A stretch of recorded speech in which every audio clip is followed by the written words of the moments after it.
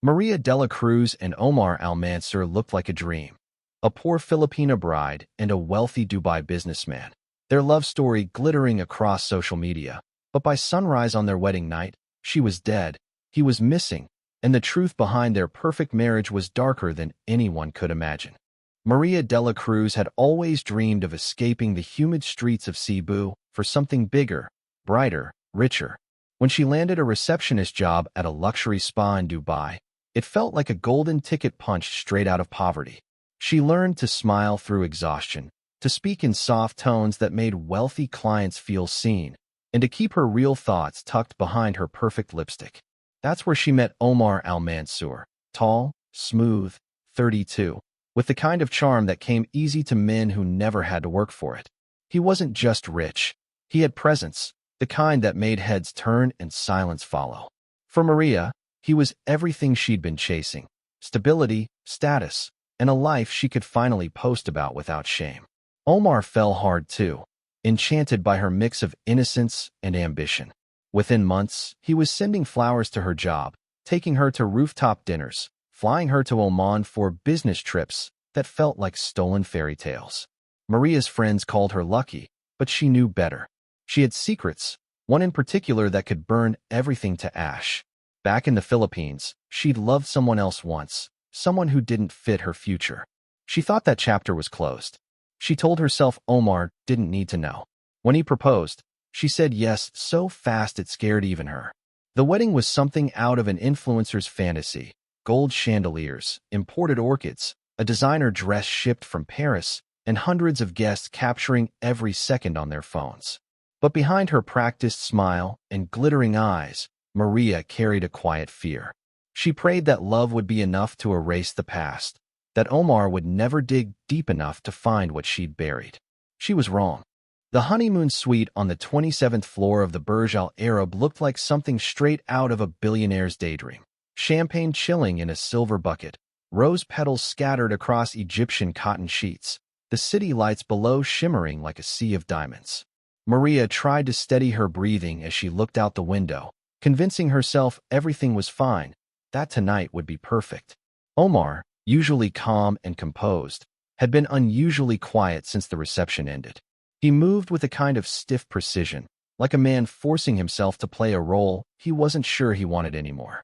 The night began soft, nervous, full of champagne laughs and fake calm, but it didn't stay that way.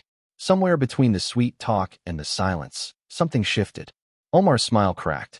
His eyes darkened as the truth hit. The one thing he thought was his first right as a husband wasn't what he expected. The air turned heavy, charged with disbelief and rage. For Maria, the moment spun into panic, words failing her as the man she just married transformed into someone she didn't recognize. There were sounds of struggle, glass breaking, the muffled thud of something hitting the marble floor. The music from the hallway masked it all, guests laughing and clinking glasses, oblivious to the nightmare unfolding above them. When it was over, the room looked like a war zone dressed in luxury, broken mirror shards glinting under soft light, petals crushed and darkened with red. Omar stood there shaking, staring at what he'd done, his breath ragged, his mind fractured. Maria lay still, her wedding robe twisted around her body like a cruel joke. Outside, the city that never slept kept shining, indifferent to the tragedy that had just rewritten two lives forever. At exactly 7:42 in the morning, the luxury of the Burj Al Arab shattered when Layla Haddad, the head housekeeper, swiped her master key and pushed open the door to Suite 2703. The smell hit first, metallic, sharp, and wrong. The once flawless honeymoon suite was a battlefield of chaos. Broken champagne flutes lay in puddles of red and gold, the bed a mess of torn silk sheets and crushed roses. On the cold marble floor, Maria Dela Cruz lay motionless, her hair tangled and dark with blood, the white satin robe she wore soaked through, a stain on the luxury she'd once dreamed of. Layla froze, the cleaning cart still in the doorway, her mind unable to process the scene before her. She fumbled for the phone and called security, her voice trembling. Within minutes, the hotel's quiet opulence turned into a crime scene. Uniformed officers cordoning off hallways while guests whispered behind locked doors. Detective Khalid Rahman, One of Dubai's most relentless investigators arrived soon after, his sharp eyes scanning every corner. He noted the smashed perfume bottle, the single glass of untouched champagne, and the absence of any sign of forced entry. It wasn't a robbery. It was something personal. Omar Al Mansoor's belongings were still there, his wallet, watch, and passport, but his phone and the bride's were gone. Near the edge of the balcony, Rahman spotted something odd, a note written in Arabic on hotel stationery, the ink slightly smudged, the words chillingly simple. Asterisk, deception is death. Asterisk, the handwriting was shaky, rushed. Forensics swept the room, snapping photos, collecting fibers, documenting everything. Outside, the desert sun rose indifferent, painting gold across the glass towers, while inside, the detective already felt it. This wasn't going to be another domestic gone wrong. This was something far darker. Omar Al Mansoor was gone, vanished like a ghost swallowed by the desert. His disappearance turned Dubai's glittering skyline into the backdrop of a mystery no one could stop talking about. His car was still parked in valet, his wallet untouched, his passport sitting neatly on the dresser as if he planned to come back. But his phone went dark at 2:03 a.m., and every camera in the hotel after that showed nothing. Detective Khalid Rahman launched a full-scale search, pulling surveillance from every checkpoint, airport, and marina. The city buzzed with rumors. Some whispered that Omar had fled to escape justice. Others claimed he'd been killed by the bride's secret lover, and a few online conspiracy threads painted Maria as part of a bigger scheme. The hotel tried to contain the story, but by day 3, it was everywhere. Then came the first real lead, grainy CCTV footage from a remote gas station 2 hours outside Dubai. The timestamp read 10:16 p.m. the night after the murder. There he was, Omar, barefoot, wearing a bloodstained shirt, buying water and a lighter. He looked hollow, like a man unraveling. The clerk remembered his hands shaking. His voice cracked when he asked for directions to the desert highway. When police tracked that route, they found Omar's body 5 miles from the nearest road, sprawled across the sand, a half-empty bottle of water beside him. The initial call labeled it suicide, overdose, and exposure. But Rahman saw what others didn't. 2 sets of footprints leading up to the body, one heavy, one dragging. The desert doesn't lie. Someone had been with him. Someone had watched him die. The story that once looked like a crime of passion was twisting into something much colder, smarter, and planned from the very beginning. Detective Khalid Rahman knew the case had gone beyond a crime of rage. It smelled of obsession, manipulation, and cover-up. Forensics had uncovered a second set of fingerprints on the hotel balcony, a partial palm print on the inside of the suite door, and traced DNA that didn't belong to Omar or Maria.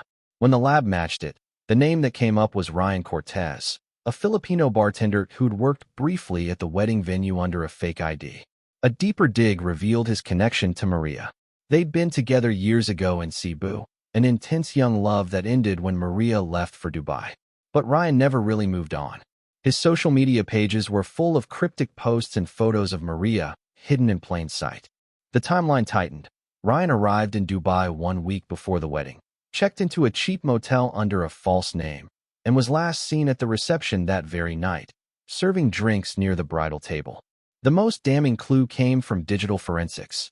Deleted text messages recovered from Maria's cloud backup. One read, asterisk, you don't have to go through with it. We can leave tonight. Asterisk, another said, asterisk, he'll never forgive you once he knows. Asterisk, the tone shifted from pleading to angry in the final messages. Surveillance footage confirmed he'd entered the Burj Al Arab at 11:47 p.m., carrying a duffel bag and wearing a staff badge. He never checked out. Rahman's instincts screamed that Ryan had confronted the couple that night, maybe to save Maria or maybe to destroy her new life. But one thing didn't add up. There were no signs of forced entry, and no one saw him leave. Somewhere between love and jealousy, between loyalty and madness, Ryan Cortez had stepped into a story that was already ending in blood. Detective Khalid Rahman had spent his career untangling lies, but this case was twisting in ways even he didn't expect. The deeper the investigation went, the more the puzzle refused to fit. The lab report arrived first, breaking the theory wide open. The DNA under Maria's nails belonged only to Omar. There was no trace of Ryan during the actual fight, no sign that he'd laid a hand on her. The blood patterns told a new story. Maria had been struck, but not fatally. She'd lost consciousness, possibly from hitting the marble floor. The strangulation came later, deliberate, calm, almost staged. Someone wanted it to look like a crime of passion. Rahman ordered every piece of evidence re-examined, and that's when the truth started leaking through. The duffel bag recovered from Ryan's locker held not just his clothes, but Maria's missing phone, Omar's expensive watch, and a small memory card taped under the lining. On it were video clips, disturbing ones. In the first, Maria sat on the edge of a bed, eyes swollen from crying, whispering that Omar wasn't the man she thought he was, that she was scared of what he might do if he ever found out her secret. The next clip was worse. It showed Omar alive, pacing and yelling, time-stamped a full 2 hours after his supposed time of death. Someone had doctored the suicide. Ryan, under interrogation, swore he'd been framed, that someone planted the items to make him look guilty. Rahman started seeing the pattern. The missing minutes in the CCTV footage, the misplaced evidence, the inconsistencies in witness statements. The case was no longer about love gone wrong.